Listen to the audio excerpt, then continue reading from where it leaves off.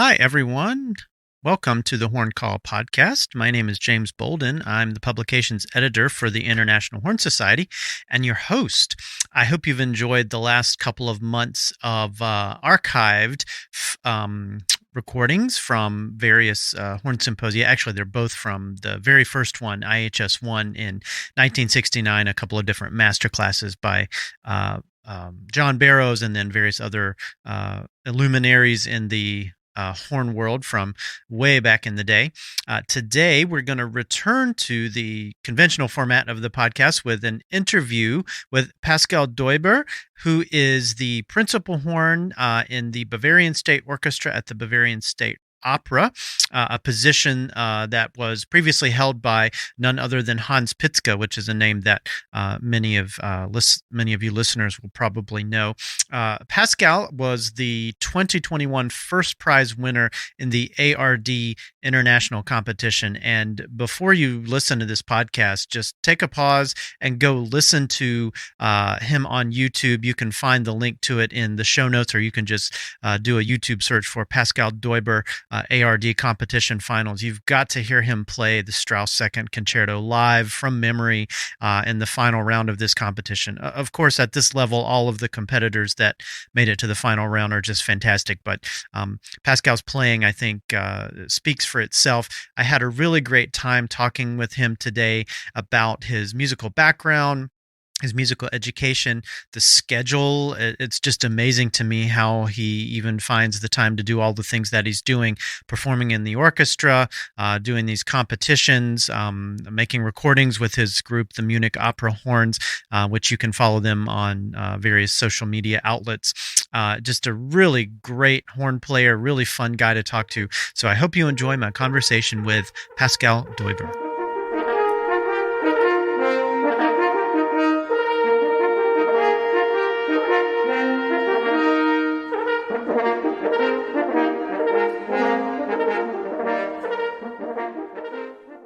Awesome. Again, thank you so much for taking the time to speak with me today. I know it's kind of getting towards the evening time there, and I imagine you're pretty busy with performing and things like that. Is the orchestra season wrapping up there, or is it? How do the orchestra seasons work?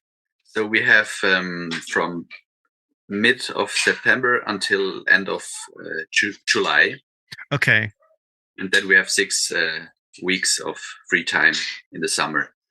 Okay. But normally the last 4 to 6 weeks are the most busy weeks because we have our opera weeks.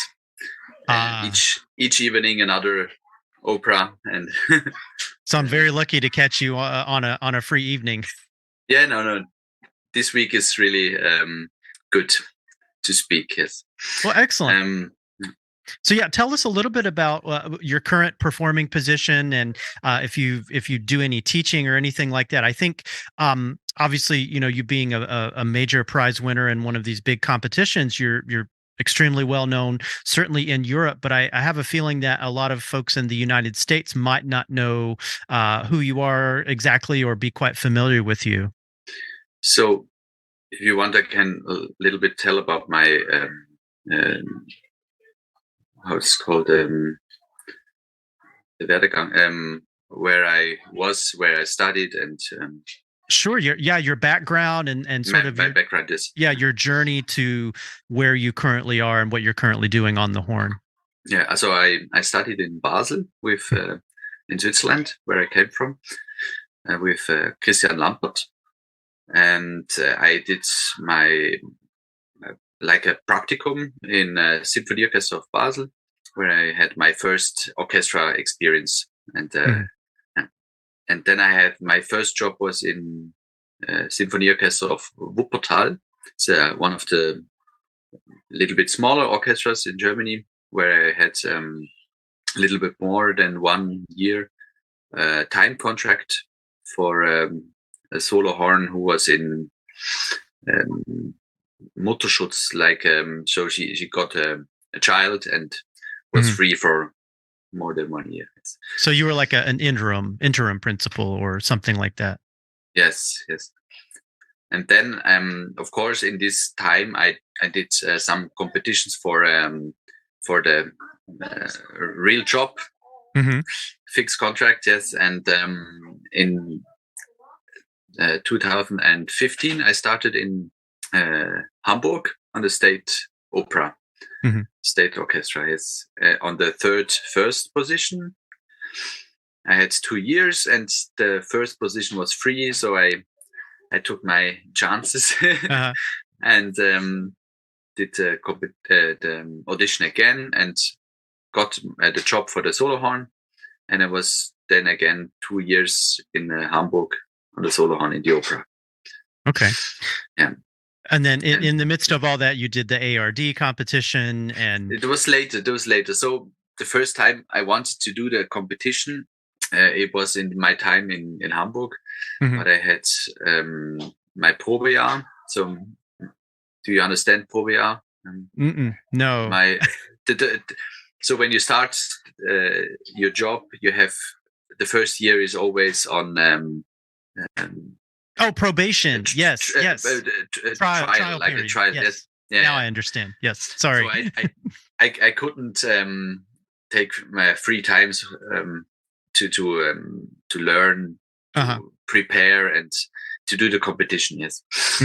So, and my wife comes also from Switzerland.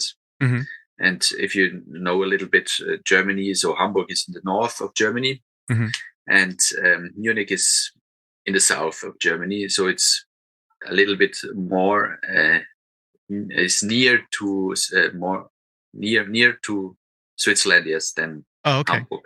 Yeah. And we have 2 children, so you can hear them.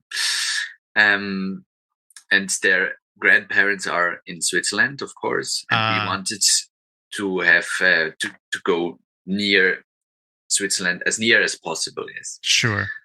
So, and in my time in Hamburg, I had the chance to play once in Munich in the opera, and they had a free position. I think my predecessor.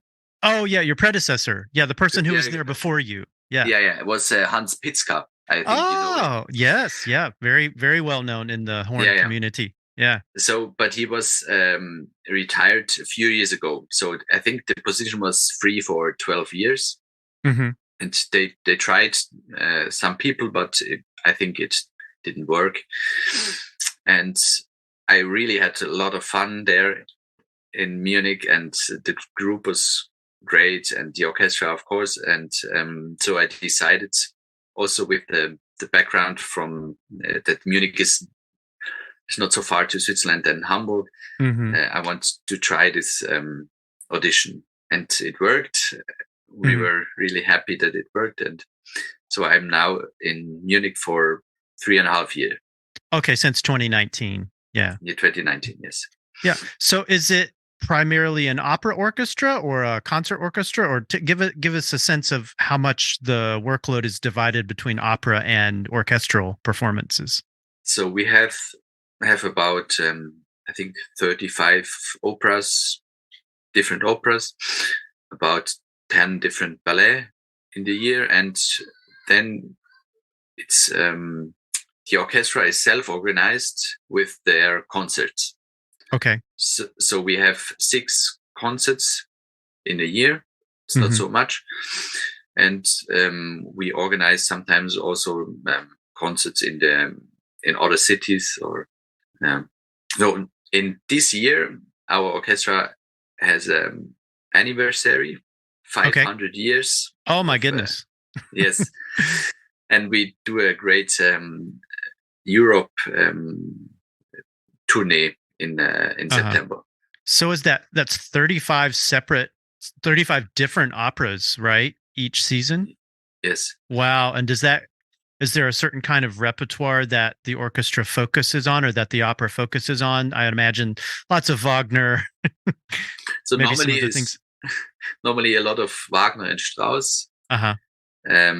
Of course, Mozart, Puccini, Verdi. This year is just one Strauss opera, I think. Okay. We have a lot of Verdi. Wagner. Now we played Tristan und Isolde. Yeah. So last year in the opera with some Festspiel weeks. We had about 5 or 6 Strauss operas, like Die Frau ohne Schatten, Die schweigsame Frau, Rosenkavalier. We had Capriccio. I don't know. So I think one more. And of course, other operas, and these operas all in time of 2, 3, 4 weeks. And each evening. Wow. Well, what's the rehearsal schedule for, a single production of an opera like? We have new productions. I think about, I don't know, 6 to 8 new productions in a year. And then we have 3 to 4 orchestra rehearsals, then with the singers, and then with the stage, of course, a lot of rehearsals. For the repertoire operas, it's normally, so the opera director they try to do minimum 1 rehearsal for each opera. So if it's really difficult for the team playing for the stage and orchestra and singers, and normally we have, like it's now for Tristan, we had 1 rehearsal for each act. And sometimes there is 1 orchestra with singers and 1 stage rehearsal. It depends a little bit. Sure. Yeah. So tell me a little bit about the section there. Is it, so it's 8 horn players at 2 sections of 4, or is it more than 8? We are 10. We have 5 high horn players and 5 low horn players. So the low horn players, they play all, so 2, 4, 6, 8. And the high horn players, we have 2 solo horns. My colleague is Johannes Dengler, and me, we are playing just first horn, and sometimes first Wagner tuba or the 5th horn. And then we have 1 assistant, so third with solo. So he plays a lot of first horn in the smaller operas, or when my colleague and me want to have free. Sure. Yeah. Now, you mentioned that you have a summer break basically between July and September. What do you normally do during that break? Do you continue to practice and play the horn, or do you take some time off? I try to do a break, minimum 2 weeks. And when I do some concerts in the summer, I try to do it directly in the first week after the last week in the opera, or the first week or the first 2 weeks before the new season. Yeah, I imagine you need that time off after such a busy season, and you said all the busy stuff is kind of towards the end of the season. Yes. Wow. I need really free time. Well, sure. Yeah. And it kind of occurs to me, anyone who is as busy as you are, I'm sure has, figured out your practice schedule and how you make that work with your work in the orchestra, and then, spending time with family. Are you a daytime practicer or a nighttime practicer? Is there how do you balance all of that with your work? Practice. I normally practice in the afternoon. The afternoon is not evening. Yeah. So about 4 to 6 is the normal time I practice. Sometimes also in the morning if it fits with the family. Yes. Right. Yeah. But I have to say, in my position, I'm really lucky to have always, not always, but the most operas or pieces I have to play are how can I say it? And I see this with orchestral players who play so much. You probably don't have to spend a lot of time keeping your embouchure in shape because you play so much in the orchestra. Yes. So if I will play low horn, of course I have to practice the high things. I have to practice fast things, technique, technique, and yes. But when I play this each day, normally in my part of the opera, so I don't have to practice these things. I just Uh-huh. have to practice that I'm always when I have a free day Mhm. that that I'm fit. Mhm. Yeah. Or when I have to practice new things. Mhm. When I just play, uh, of course, when I just play Verdi, Mhm. I have to play practice other things than when I play a Strauss opera or Sure. Yeah. so Yeah. this, that I'm always flexible in my ambition. No, that makes sense. So I kind of want to go back to your musical training in Switzerland. Talk to me a little bit about what the music education system is like and how uh, what kinds of things you studied with your teachers that got you prepared to be a professional horn player. So in the music school, my Hmm. my teacher he has a big horn class, Hmm. so about 60 young musicians. Oh wow.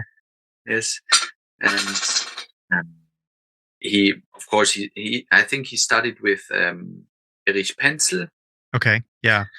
and sometimes you could feel it in the way of he was teaching us Okay.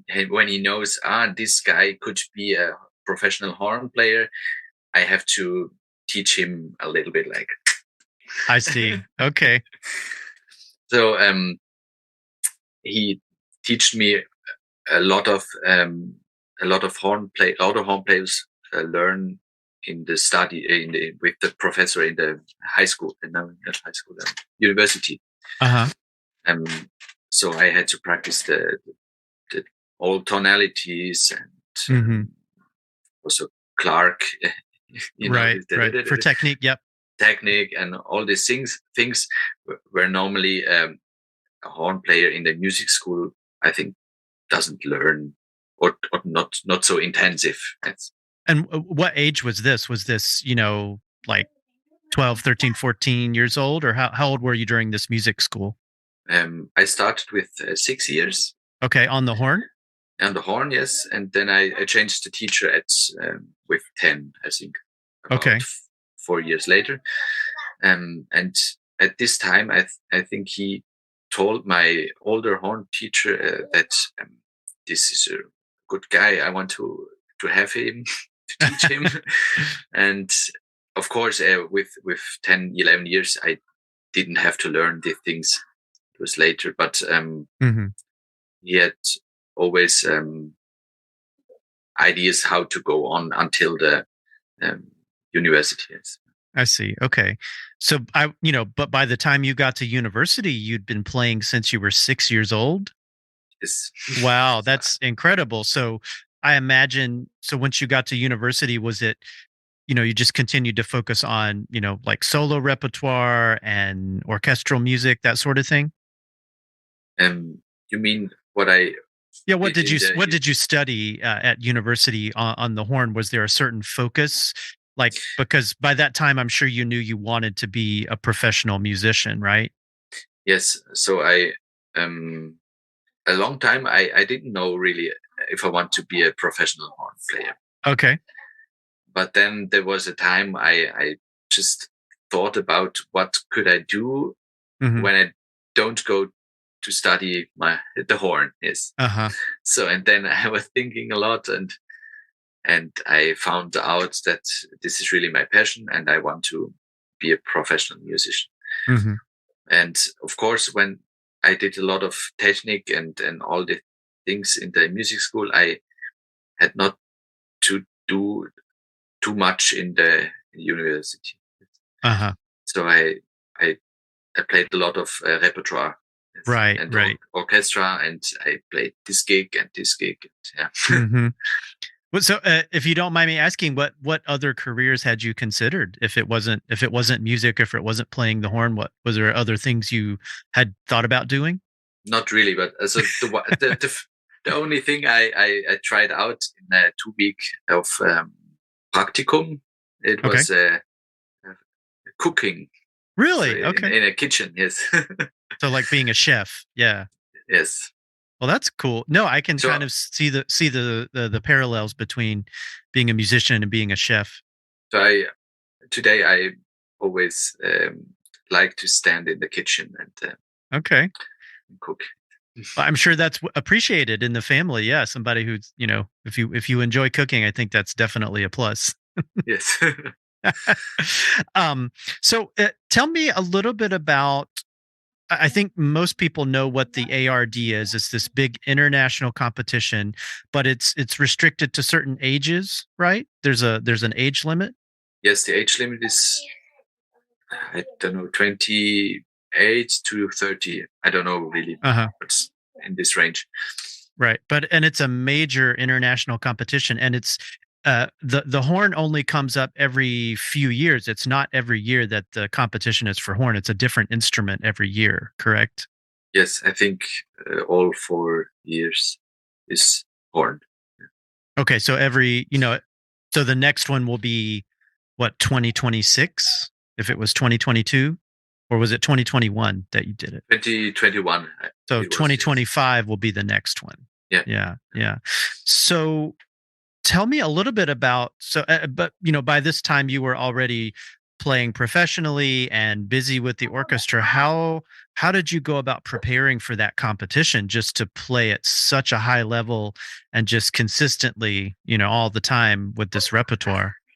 I know. I knew that during the normal orchestra season, I don't have too much time to prepare, of course. Right. So I could choose some pieces in the repertoire from the Hmm. competition. So I tried to choose the right pieces I already played. I know. Uh-huh. So it was not possible to um, choose all pieces I already played, but Hmm. a lot of them. Yeah. So the new difficult was in each round I had to play one piece by heart. Hmm. So this was, for me, it was really hard because um, I think I didn't play by heart except of Mozart 4 and Strauss 1. Yes, Uh-huh. but Yeah. and in the orchestra I have always I I'm really focused to my score, because Right. Yeah. when you just have one or two rehearsals, you have to. I'm a really good side reader, Mm. so I never have to practice really a lot. Yeah, my score. Yeah, so it was difficult for me to really practice by heart, that I know when I stand on the stage and I have stress, and Hmm. that I can really play the things I have to. How did you have any particular strategies for memorizing? You did, because for the final round you play the entire Strauss 2 with the orchestra completely from memory. You said there are 3 rounds, right? And each round you had to do something from memory. So there were 4 rounds, 4 rounds. but Okay, because of Corona, we had the first round was with a video. I see. Okay. Uh, so in the first round, it was this Oh, Cherubini. Yeah. Cherubini, yes. Yeah. Then in the second round, it was Adagio and Allegro from Hmm. Schumann. So I thought I played it so many times. It Uh-huh. will not be too difficult to play it by heart. But when I started to practice, of course, there are always the same figures, Hmm. but they are not always really the same. So Right. Yeah. to memorize when it's different, and when I have to play like this, and so when I practice, I will go on the third round. It was Weber concertino, Okay. or Yeah. the other plays Mozart. The last round, of course, Strauss. Strauss. Yeah. Yeah. Yeah.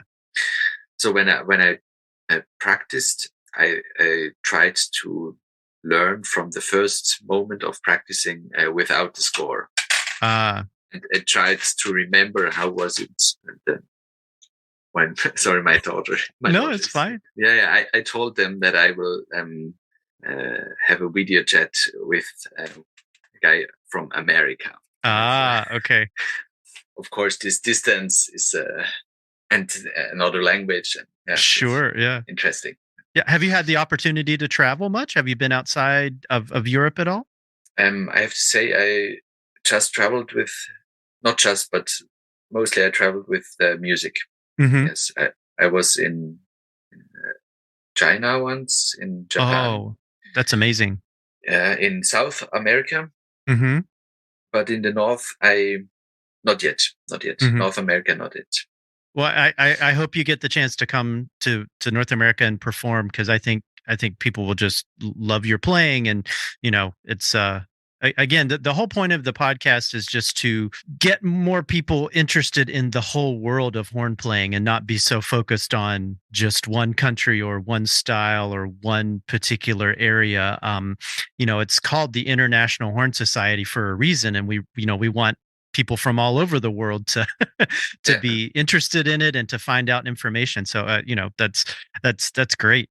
Um, so if we could talk about the competition just one more time, because I know a lot of young players that they get really interested in competitions because it's a way to get recognition, and it's a way to there's prize money, of course, and then get solo engagements from if you're a major competition winner, you're going to get asked to come play solos with other orchestras. You're going to get asked to come do master classes in different places. So it's people take it very seriously. What advice do you have for young players who want to be in these high level competitions and be successful? first of all, you have to know what competitions mean. So with the stress level, and if you can imagine uh, to fit in this situation, yeah, to, Mm, because I think it's another thing to play as soloist with an orchestra than to play in a competition when you know that are seven world class horn players in the jury and listen to you, and with the live stream and all over the world. mhm, Normally or mostly home players will listen to you. So mhm. this is the first thing you just have to know, and if you can work with this, yeah. Yeah. And then when you practice, you have to choose your pieces where you know when you that you know that in one round I cannot play three pieces who are high and really forte all over the Mhm. time, and so you have a little bit to know what you're going at. No, that's okay. Like your strengths, and play to your strengths and balance the Yeah, yeah, genau. endurance. Yeah. And what just to know what is are your just to know what uh, um, in what you are good, I see. Yeah, yeah. Play to your and then strengths. Yes. yes, so that you to know what is good to choose, and Mhm. when you have to when you can choose. You want to show your best playing by choosing the Yes. right repertoire. Yeah. And Yeah. then I think it's really important not to think, oh, I go to Germany to a competition. It's in this case from the ID, and perhaps they want to hear like that I play like a German home player, or oh, there is Freudis or Rebecca in the jury. She had a CD from this piece. She plays like this. I have to copy her. I think this is the wrong Mhm. uh, idea. Yeah. So You have I to play like you. Yeah. yes, you have to play like you. And so in the first round, I played this Tomasi concerto. Mhm. I didn't know it, and I found one. I've had one or two CDs in the Uh-huh. internet, and I just listened a few minutes to one, and I thought, oh, it's not so my taste. Mhm. But but then I thought, ah, perfect. I will not listen to any um, um, CDs of this work. I just want to find my own creation. Yes. Uh-huh. That makes sense. Yeah. And it was easier to really to feel the music, and to learn from zero, Mhm. Yeah, of course, when you have to learn the Strauss concerto, it's really difficult to don't have something in your memories of Sure. Yeah. yeah. Now, how did you deal with, you mentioned stress, how do you cope with that other than, obviously being as prepared as you can possibly be, but how do you deal with the pressure of being in these competitions? I think it's also important to have always something different. So when you don't play the horn and don't be on the stage from the Mhm. competition, that you have something to, like being in the garden, doing Mhm. something with the plants, or I don't know, reading books, just Mhm. to um, switch your focus to something different. Yes. Sure. Yeah. Because this period of the competition, it's, I think it's about 2 weeks. Mm. And when you have in this time, when you are just on the music always each day, and I just have my horn, and the pressure is, of course, it is here, and it's yeah, yeah, the stress level is high, and you have to distract. Ah, okay. Yeah. Yeah. You have to Yeah. have something to take your mind off of it. Yeah. Yes. Yeah. Okay, that makes sense. Well, what do you like to do? You mentioned cooking, but what are there certain other books that you like to read, or mental exercises you like to go through to help yourself be ready to perform? Um, so to be ready to perform, I like to go through the piece Hmm. just in my head. Hmm. Sometimes with audio, sometimes without, Hmm. just to focus really on the music. And it helps me because when in, directly before my playing, Hmm. it's I like to to don't have my horn with me, Mm. because then I always have to try something. Oh, how feels my embouchure, Uh huh. and just to have this just the feeling, this feeling. I know when I stay there, I just give my best, Hmm. and I, of course, I have to play. Um, if it feels good or not, it doesn't matter. Yeah. I Yeah. just have to give. Yeah. So then I like to have my horn not with me Mm. before, directly before the playing, and just focus in my mind. And No, that makes sense. That's good advice. Now, when you were sort of getting near the final stages of the competition, did you play for your colleagues? Did you do a recital or multiple recitals just to get used to performing that repertoire in front of people? I thought about it, Mhm. but yes, once I did. Uh-huh. I have an ensemble um, Uh-huh. in the Beethoven septet. Beethoven septet, of Mhm. course, with the violin, viola, and yeah. Uh-huh. So, and we had a week of rehearsing, and I knew that one piece is really difficult to play by heart, this Weber concertino, and I Uh-huh. thought, and we have a piano player with Okay. us. So I asked her, hey, can we just play Schumann and this Weber concertino? And we played this, and it's really helped me Uh, to get oh to get over the first stress from the sure. first performance. Yeah, Right. performance. Right. No, that makes sense. Yeah. Yeah. But before the last round, like Strauss 2, I just was really, really happy to play this once with orchestra. Sure. Yeah. So it was not, I think the last round was the best for me, just for the feelings. Yeah. Mhm. So Well, I was not so stressed in the evening, and yeah. I could have a lot of fun. Well, it certainly comes through in the performance. Yeah, and this is on YouTube, and anybody can go listen to that final round of the ARD competition. It's a really fantastic performance of the Strauss. Thank you. Yeah. Well, Pascal, thank you so much again for speaking with me. I thought we could kind of have do some more fun questions. I've been picking your brain about so many like special horn related things. I thought it might be fun to just ask you a couple of other questions, if that's Hmm. okay. Of course. So, do you have any favorite pieces to play? Everybody always hates that question, but I think people always want to know: do you have a favorite composer or favorite music that you like to play? Of course, I liked the operas, Strauss Mm-hmm. more than Wagner. I like Wagner, but not so much than Strauss. Mm-hmm.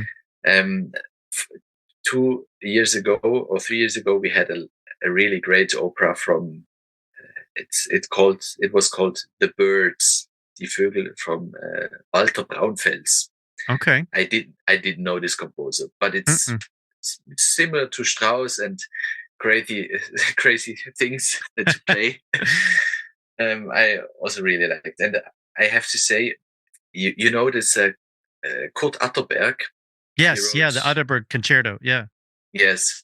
So I played this in my studies, and then I was thinking about how did he compose something like a symphony, and Mm. I found the symphonies from him in the internet, and it was I really liked Okay. that all of the 9 symphonies he wrote. So I didn't know he wrote symphonies. Yeah. Mm. if someone is searching something new, it was really great. Which is really great. Yes. Kurt Atterberg. Yeah. Yeah. Yeah. Excellent. So outside of classical music, do you like? Is there any kind of pop music you like, or anything that you like to listen to just take your mind off of work? So in my youth, I heard a lot of Deep Purple and Gary Moore. Okay. Uh, so this older hard rock. So today we would not say hard rock, I think, but it was the older rock. Yes. Okay. And today I like to hear sometimes this old jazz, New Orleans jazz, or Okay. chansons from Edith Piaf. Uh huh. uh, Yeah. Yeah. She's just got such a distinctive voice. Yeah. something really different to the classical repertoire. Yeah. Yeah. For But sure. I don't really like the normal pop radio music. It's not so my music. No, I understand. Well, that's awesome. And I guess to kind of wrap things up, it would be so do you have much contact with Hans Pitzke? Did he have you ever chatted with him or had a chance to talk with him? Yes, I just talked with him a few days ago. With we had a phone call because one of his older colleagues is died. Yes, Oh. and um, we spoke about funeral. Yes, Hmm. but of course, if you spoke once with Hans, he's not just speaking about one thing. He's Yeah. speaking about a lot of musical things, and we spoke also about horn pieces. Yeah, and he will give me some scores again. I forgot what, but it's funny to speak with him. Yes. Yeah, he has so much knowledge, and he knows the history of the horn going back so far because of the Yeah. heritage in Germany. So it's yeah, he's one of a kind for sure. Mhm. Well, Pascal, I think I'm kind of at the end of my questions. Is there anything else you want to discuss or anything you want to share? I can say something about my group and the Oh yes, opera. please. We have the Munich opera horns. Yes, yeah. Perhaps you will know one or two CDs from the Hmm. group. I was not there, um, but now we have a new CD Okay. which will be released in 1 month, I think. Okay. And there are two of my own arrangements Ah. for horn octets. So I did the second Strauss concerto for 8 horns. Oh my goodness. Yes. I think there is a recording on YouTube, Okay. but we did, of course, we did a really nice recording with the group Hmm. with and I did another arrangement of the opera from Strauss, Daphne. Okay. Yeah. Yeah, like a fantasia with Hmm. 15 minutes of nice music.